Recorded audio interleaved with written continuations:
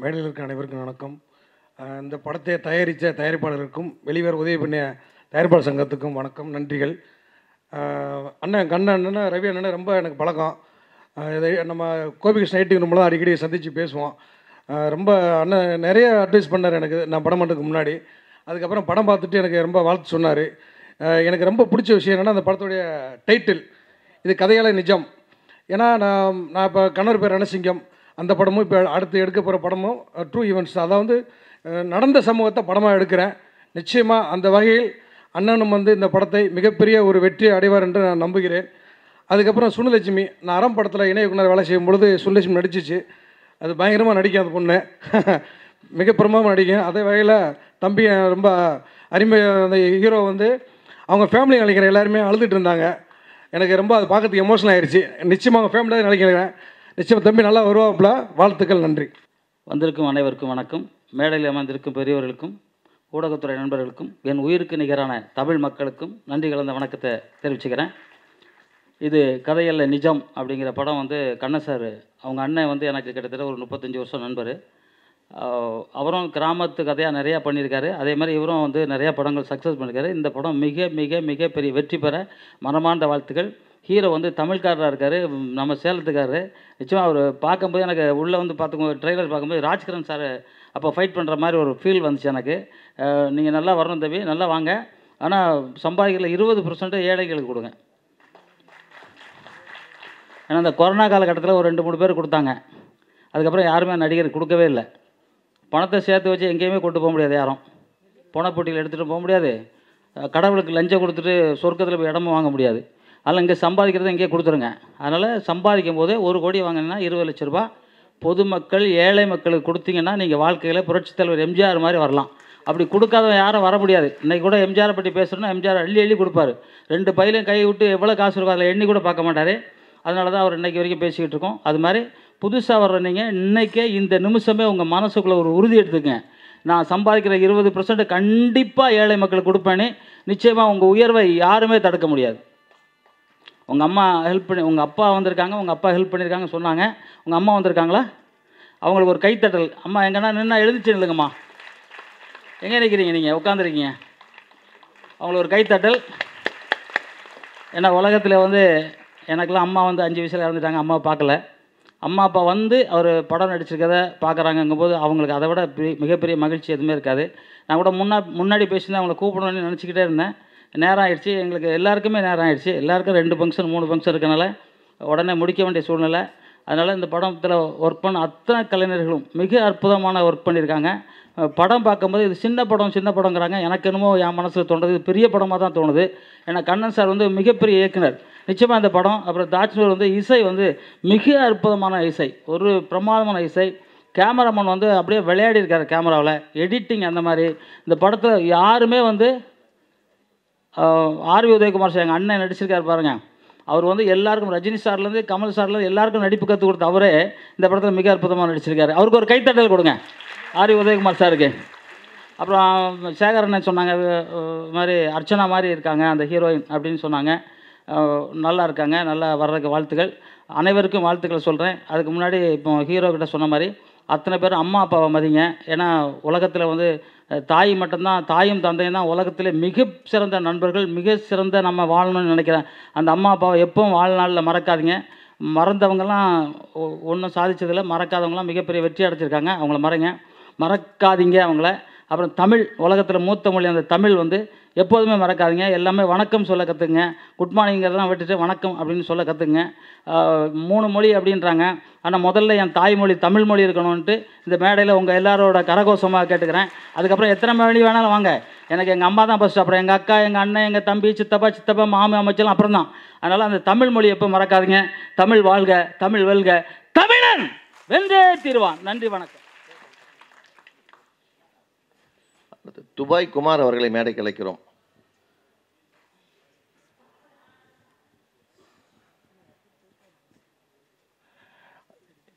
RV உதய அனைவருக்கும் என்னுடைய மனமார்ந்த வணக்கத்தை தெரிவித்துக் கொள்கிறேன். அதிகமாக பேசினா கொஞ்சம் உணர்ச்சி வசப்பட்டுருவேன். அது அது இயல்பு. எப்பவுமே சினிமாவில் டிவியில் பார்த்தா கூட ஒரு சோகமான காட்சி வந்தால் என் நதியம்மா கண்களையோட எங்கள் வீட்டிலலாம் என்ன தான் வைப்பாங்க. அது அந்த மாதிரி ஒரு ஃபீலிங் இயற்கையாகவே இருந்தாலும் பேசுகிறேன்.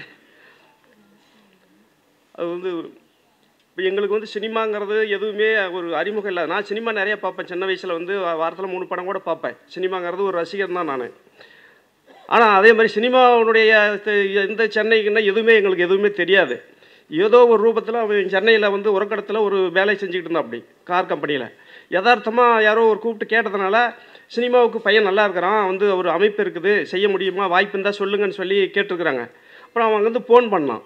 சரி போய் ஆஃபீஸ் பாருப்பா, என்னன்னு தெரியாத, நமக்கு தெரியாது, போய் சென்னையெல்லாம் எப்படி என்னன்னு தெரியாது, நம்ம பண்ண முடியாது அப்படிங்கிற மாதிரி சொல்லி அனுப்பும்போது அவங்களும் சரி ஒரு 2 ஹீரோவில் ஒரு ஹீரோ பண்ணுங்கிற மாதிரி சொல்கிற நேரத்தில் எங்கள் ஊரில் ஒரு படம், எங்கள் ஃப்ரெண்டு ஒருத்தர் ஆனந்தன் சொல்லி அவர் ஒரு படம் வனபத்ராளி லோக்கல்லே எங்கள் கோயில் சம்மந்தமாக ஒன்று எடுத்துகிட்டு இருந்தார். சரி அவர் என்னுடைய ஃப்ரெண்டு, நெருங்கி சின்ன வயசு படிப்பு நண்பர், ஹைஸ்கூல்லேருந்து எல்லாமே எங்களுக்குள்ள கனெக்ஷன் உண்டு. சரி அவர் கேட்டால் தெரியும், ஏன்னா அவர் வந்து நாடகம்லாம் நடிச்சிருக்காரு, படம்லாம் பண்ணிட்டுருக்காரு, கதையாசிரியர் அப்படிங்கிற மாதிரி சொல்லி அவர்கிட்ட போய் பேசும்போது அவர் வந்து பையனை வர சொல்லி பார்க்கலான்ட்டு பார்த்துட்ட உடனே நல்லா இருக்கிறான், ஒன்றும் பிரச்சனை இல்லை, உனக்கு முடியும்னு தெரிஞ்சுன்னா, ஏன்னா அவனுக்கு ஒரு அமைப்பு இருந்துச்சுன்னா அது நம்மளால் கிடக்கூடாது, முயற்சி பண்ணினா வாய்ப்பு இருந்தால் வரத்துக்கு வாய்ப்பு இருக்குது, அமைப்பு இருந்தால், ஏன்னா எல்லாத்துக்கும் சினிமா வாழ்க்கைங்கிறது எல்லாத்துக்கும் கிடைக்க முடியாத ஒரு இதுதான், எவ்வளோ பணம் கொடுத்தாலும் வாங்க முடியாது. அப்படிங்கிற சூழ்நிலையில் பேசி பண்ணும்போது சரி மனசுக்குள்ளே ஒரு ஆசை யாருக்குமே இருக்குமா இல்லையா, சினிமாங்கிறது ஒரு கடலில் வந்து அதில் தான் எத்தனையோ பேரை பார்க்குறோம், எல்லா உலகத்தையே அதில் அடக்கி வச்சுருக்கிறாங்க. எல்லா சமாச்சாரங்களும் அந்த அரசியல்லேருந்து வாழ்க்கையிலேருந்து குடும்பத்திலேருந்து எல்லாமே அந்த சினிமாவுக்குள்ளே தான் இருக்குது, கதைக்குள்ளே சினிமாவுக்குள்ளே. அப்படி ஒரு வாய்ப்பு கிடைக்கிறத விடக்கூடாதுங்கிறதுனால நான் வந்து இப்போ இது பண்ணி சரி அவர் வந்து என்ன பண்ணான்னா அவருக்கு தேவையான அளவுக்கு ஆக்டிங் கிளாஸு, இதெல்லாம் ஃபைட் கிளாஸு, இதுக்கு டான்ஸ் கிளாஸுக்கெல்லாம் அனுப்பிவிடு அப்படின்னு சொல்லி சென்னையில் ஒருத்தர் மூலமாக வந்து அவர் ஆனந்த் டாக்டர் தான் ஹெல்ப் பண்ணி அவங்ககிட்ட மூலமாக சொல்லி எல்லாம் ரெடி பண்ணிக்கிட்டு இருக்கும்போது ஜெயாராம் மாஸ்டர்கிட்ட தான் ஆக்டிங் கிளாஸ் பண்ணிக்கிட்டு தான். அப்படி ஆனால் எதையுமே முழுசாக பண்ணல, எல்லாத்துக்குமே அனுப்பணும், ஆக்டிங் கிளாஸுக்கு அனுப்பணும், டான்ஸ் கிளாஸுக்கு அனுப்பணும், ஃபைட் கிளாஸுக்கு அனுப்பணும். ஆனால் எதுவுமே அப்பப்போ திடீர்னு படம் உருவாகிக்கிட்டே வந்துக்கிட்டு இருந்துச்சு. ஆக்டிங் கிளாஸ் செய்யும்போது ஒரு நாடகம் ஒன்று அரங்கேற்றம் பண்ணாங்க. அந்த நாடகத்துலேயும் அவனுக்கு ஒரு சோல்சர் மாதிரி கொடுத்தாங்க. அப்போ தான் ஃபஸ்ட்டு சென்னைக்கு வந்து நான் பார்க்குறேன். ரொம்ப பெருமையாக இருந்துச்சு. என் பையன் மேடையில் ஏறி பேசி ஆடுறாங்க போது கத்தி கொடுத்துட்டு பண்ணும்போது ரொம்ப சந்தோஷமாக இருந்துச்சு. அது வந்து ஒரு ஃபேமிலி இது மாதிரி போட்டு செஞ்சுருந்தாங்க. அப்போது அதில் இருந்து அதுக்கு பின்னாடி உடனே அந்த இதில் போய் அவர் டைரக்டர் சாருக்கும் அவருக்கும் ஃப்ரெண்டு அங்கே போய் இவருடைய கதைக்கான ஒரு ஹீரோவை தேடிக்கிட்டு இருக்கும்போது அவர் அதில் இருந்தவங்கெல்லாம் இவன் பையன் கொஞ்சம் துடிப்பாக இருக்கிறான், கொஞ்சம் வேகமாக இருக்கிறான், ஒரு ஆர்வமாக இருக்கிறான், நல்லா இருக்குங்கிற மாதிரி அவர்கிட்ட காட்டிருக்கிறாங்க. காட்டும் போது என்னமோ ஆண்டவனுடைய செயல் அவர் மனசில் புகுந்து அவனுக்கு ஒரு வாய்ப்பை கொடுக்கணுங்கிற மாதிரி ஒரு இது பண்ணி வர சொல்லிட்டாங்க வீட்டுக்கு. சரி வீட்டுக்கு வர சொல்கிறாங்க என்னன்னு சொல்லி பையன் ஃபோன் பண்ணும்போது சரி போகலான்னு சொல்லிட்டு நான் எங்கள் மருமகன் அந்த டாக்டர் என்னுடைய ஃப்ரெண்டு எல்லாம் சேர்ந்துக்கிட்டு அவர் வீட்டுக்கே போனோம். போகும்போது வடபடியில் இறங்கி முருகன் கோயிலில் தரிசனம் பண்ணிவிட்டு பிரசாதம் வாங்கிட்டு போகிறோம் அவர் பார்க்க. கரெக்டாக அவர் வீட்டில் இருக்காரு. வீட்டில் போனோடனே அவருடைய பூஜை ரூமில் கூட்டி போய் உட்காராரு. அங்கே ஒரு முருகன் சாமி இருக்குது, என்னமோ எல்லாமே கடவுளே வழிவிட்ட மாதிரி உட்காந்து அவர் பார்க்கும்போதே எங்களுக்கு ஒரு மனசுக்குள்ளே ஒரு கடவுள் மாதிரி ஒரு நம்பிக்கை வந்துச்சு. ஏன்னா வேறு யாருக்கிட்டையும் நம்ம சென்னையில் போய் பண்ண முடியாது இல்லையா. ஆனால் அவர் பார்க்கும்போது அவர் பேசுகிறது எல்லாமே எங்களுடைய இப்போ குடும்ப நண்பராகிட்டார். ஏன்னா இப்போ வாழ்க்கையிலேயே வந்து என் சரவணனுக்கு வந்து அவருடைய படம் வாய்ப்பு கிடைச்சதுனால தான் அடுத்தடுத்த படங்கள், இல்லைன்னா ஒன்றும் பண்ண முடியாது. அது ஏதோ ஒரு ரூபத்தில் கடவுளுடைய அருளால் அவர் வந்து சந்திக்கக்கூடிய ஒரு வாய்ப்பு கிடைச்சிருக்குது. எல்லாமே இயற்கையாக அமையுது. அப்படிங்கும்போது அவனுக்கு அந்த எதிர்காலம் இருக்கும் அப்படிங்கிற நம்பிக்கையில் இதில் இறங்கிட்டோம். கடைசி வரைக்கும் அவர் என்னை கூப்பிட்டு பேசினார். ஆளுவன் ஃபோன் பண்ணால் அப்பா நல்லா இருக்கிறீங்களா, வீட்டிலலாம் நல்லா இருக்கிறாங்க தான் பேசுவோம். அப்படி ஆனால் என்ன அப்பா ஸ்தானத்தில் அவர் பார்க்குறாருன்னா எனக்கு ரொம்ப பெருமை. ஏன்னா அவர் யாரோ நான் யாரோன்னு தெரியாது. ஆனால் பழகிறதுக்கு பின்னால் ஒன்றுக்கு ஒன்றா பாசத்தடை எல்லாமே அணைச்சிக்கிட்டோம். அவங்க குடும்பத்தில் இருந்து அவங்க அனைவருமே எல்லாமே பாசமாக பழகுவாங்க. சென்னைக்கு வந்துட்டு அவங்க வீட்டுக்கு போயிட்டு சாப்பிட்டு தான் போகணும், அந்த மாதிரி விட மாட்டார். வேறு எத்தனையோ சினிமாக்காரங்க வருவாங்க போவாங்க நடிச்சுருவாங்க போயிடுவாங்க. அப்படி இல்லை, எங்களோட இது வந்து ஒன்றி போயிடுச்சு. அதாவது குடும்ப பாசம் மாதிரி. அந்த அடிப்படையில் அவருக்கு நாங்கள் வந்து எங்கள் குடும்பமே நன்றி கடன்பட்டிருக்கிறோம். ஆனால் ரொம்ப கஷ்டப்பட்டார். ஒவ்வொரு டைம் என்கிட்ட மனசார சொல்லுவார், வேறு யாரும் சொல்ல மாட்டாங்க. நம்மக்கிட்ட சொல்லுங்கிற அவசியமே இல்லை. ஒவ்வொரு சூழ்நிலையும் ஒவ்வொரு கஷ்டத்தையும் அவங்க குடும்ப சூழ்நிலை எல்லாத்தையுமே என்கிட்ட எடுத்து சொல்லுவார். சொல்லும்போது எனக்கு ஆறுதலாக நான் சொல்லுவேன். எனக்கு ஒரு கஷ்டம் வரும்போது அவர் சொல்லுவார், மனசு விடாத, பயந்துக்காத, கடவுள் இருக்காரு, நம்பு, எல்லாமே சரியாக போயிடும் அப்படிங்கிற சூழ்நிலையில் அவர் எனக்கு ஆறுதலாக சொல்லுவார். அப்படி அவர் சொல்லும் போது எனக்கு ரொம்ப மனசு அப்போ தான் ஒரு தெம்பாக இருக்கும். அதே மாதிரி பையனுக்கு கொண்டு போய் குற்றாலத்தில் நடிச்சிட்டு இருக்கும்போது அப்பப்போ டெய்லி ஃபோன் பண்ணுவார். அவர் எப்படா ஃபோன் வரும்னு எதிர்பார்த்துட்டு இருப்பேன். அந்த ஃபோன் சொல்லும்போது அவர் வந்து பையன் வந்து ஒரு களிமண் மாதிரி அவனை எப்படி வேணாலும் உருவாக்கலாம், அவங்ககிட்ட நிறைய திறமை இருக்குது, நீ எதுக்குமே பயந்துக்காத அப்படின்னு சொல்லி என்கிட்ட வந்து ரொம்ப இது பண்ணி பேசுவோம். அப்படி சொல்லும்போது எனக்கு இன்னும் கொஞ்சம் உற்சாகமாக இருக்கும். சரி, டைம் இல்லை, ரொம்ப நன்றி. என்னை பற்றி இல்லை, நிறையா சொல்லணும், என்னை பற்றி இவரை பற்றி நிறையா சொல்லணும். ஆனால் சொல்ல முடியல. அதே மாதிரி என்னுடைய நண்பர் ஒருத்தர் ஆனந்த டாக்டர்னு சொல்லி அவரும் இவனுடைய வரத்துக்கு உண்டான அனைத்து முயற்சிகளையும் செஞ்சார். ஏன்னா எனக்குன்னு ஒருத்தர் பக்கபலமாக ஒருத்தர் சொல்ல தான் ஒரு இதை கொண்டு போக முடியும் ஃப்ரெண்டுங்கிற முறையில். அவருக்கும் என்னுடைய நன்றி. இயக்குனர்ட்டையும் வெகுவான நம்பிக்கையை சேர்த்தவர். படத்தை நல்லபடியாக நல்ல கதையோடு எடுத்துட்டு இவர்கிட்ட கொடுத்தா போதும், பாக்கி விஷயங்களை இவர் பார்த்துப்பாரு அப்படின்னு திரு விஜயமுரளி சார் அவர்களை வாழ்த்தி பேசுறதுக்கு அழைக்கிறோம். இப்படி எல்லா படம் புக் பண்ணும்போது எங்கள் தலையில் கட்டிடாதீங்க. அனைவருக்கும் வணக்கம். இது வந்து ஒரு 48 மணி நேரத்தில் இந்த ஆடியோ ஃபங்க்ஷனை டிசைட் பண்ணி பண்ணோம். அதாவது இன்றைக்கி வந்து புதன்கிழமை, திங்கக்கிழமை சாயங்காலம்லாம் ராசியா கண்ணன் வந்து ரொம்ப டென்ஷனாக இருந்தார். ஏன்னா அவ்வளோ வேதனையில வந்து இது நடத்தியிருக்கோம். இருந்தாலும் வந்து இங்கே வந்து ரொம்ப சோகத்தை வந்து சொல்லக்கூடாது. இந்த படம் வந்து ரொம்ப ஜாலியான படம். நீங்கள் இந்த படம் பார்க்கும்போது ஒரு மைண்ட் செட்டோட படம் பார்த்தீங்கன்னா தான் நல்லாயிருக்கும். நீங்கள் ரொம்ப ஆட்டம் பாட்டம் கிளுகிழுப்பு டான்ஸு ஃபைட்டு அப்படிலாம் எதிர்பார்க்கக்கூடாது. ஆனால் அதுவும் இருக்குது படத்தில். ரொம்ப ரொம்ப மெனக்கெட்டு ஒரு படம் பண்ணியிருக்கிறார். இந்த படம் சக்ஸஸே ஆயே தீரணும் அந்த மாதிரி காலகட்டத்தில் இருக்குது.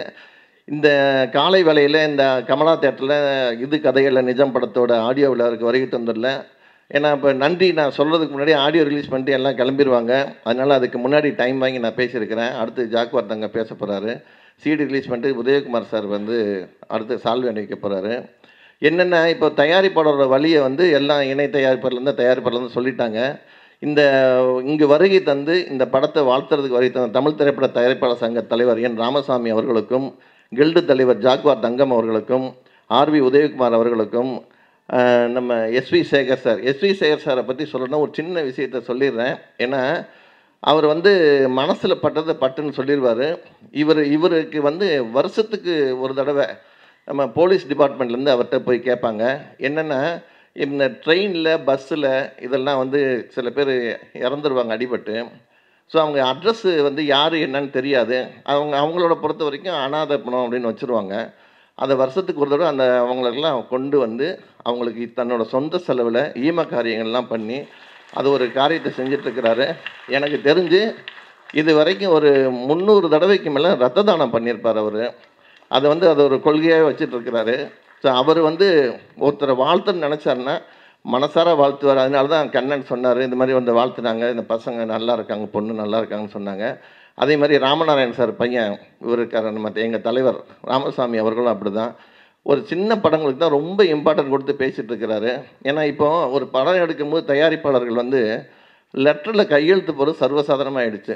எங்கே பார்த்தாலும் லெட்டர் எழுதி கொடுத்துறோம். ஃபைனான்சர் கொடுக்குறோம், பெப்சி கொடுக்கணும், டிஸ்ட்ரிபியூட்டர் கொடுக்கணும், அப்புறம் ஆர்டிஸ்ட் கொடுக்கணும். இப்போ புதுசாக ஒருத்தர் வந்து லெட்டர் கேட்டுட்ருக்குறாங்க. திரையரங்கிற படத்தை ரிலீஸ் பண்ணுறதுக்கும் லெட்டர் கொடுக்கணும் அப்படிங்கிறாங்க. ஒரு சுதந்திரமாக ஒரு படத்தை எடுத்து சுதந்திரமாக வியாபாரம் பண்ணுறதுக்கு ஒரு தயாரிப்பாளருக்கு இப்போ உரிமை இல்லாத நிலைமையில் இருக்குது. அதுக்காக தான் எங்கள் தயாரிப்பாளர் சங்க தலைவர் ராமசாமி அவர்கள் நேரத்துலேருந்து குரல் கொடுத்து போராடிட்டு இருக்கிறாரு. ஸோ ஒரு தொழில் சுதந்திரம் வேணும், ஒரு தொழில் பாதுகாப்பு வேணுங்கிறது அவரோட நோக்கம். அதான் தேர்தல் அறிக்கையில் பண்ணி இப்போ 3 மாதமாக அதை வேலை மெனக்கிட்டு செஞ்சிட்ருக்குறாங்க. ஸோ இனி வர்ற காலம் தமிழ் திரைப்பட தயாரிப்பாளர் சங்கத்துக்கு ஒரு பொற்காலமாக இருக்கும். எஸ்வி சேகர் சார் பேசும்போது சொன்னார், அதை மானியம் கேட்டு லெட்ரு கொடுத்துருக்காங்கன்னாங்க. எங்கள் தலைவர் வந்து இதை 4 மாதத்துக்கு முன்னாடியே லெட்ரு எழுதி நம்ம உதயகுமார் சார் அவங்கெல்லாம் போயிட்டு மானியத்துக்கு வந்து 15 லட்ச ரூபா கொடுங்கன்னு சொல்லி கேட்டிருக்காங்க. ஆல்ரெடி 7 லட்ச ரூபா கொடுத்துட்ருக்குறாங்க. இப்போ 15, 16, 17 3 வருஷத்துக்கு கொடுக்கணுங்க அரசாங்கம்.